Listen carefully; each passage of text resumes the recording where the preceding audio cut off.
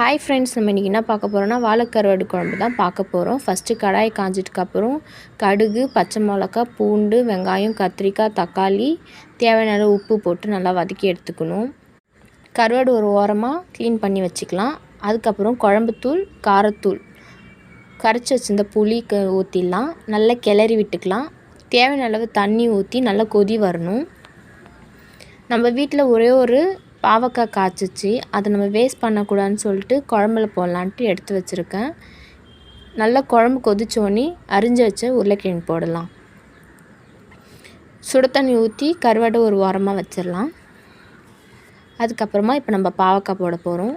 நல்லா பாவக்காய், உருளைக்கிழங்கெல்லாம் வெந்துட்டுக்கப்புறம் லாஸ்ட்டில் கருவாடை போட்டு ஒரு 5 நிமிஷம் கொதி வந்தோடனே எடுத்துடலாம். பாவக்காய், கத்திரிக்காய், உருளைக்கிழங்கு கருவாட்டு குழம்பு ரெடி. பாய்.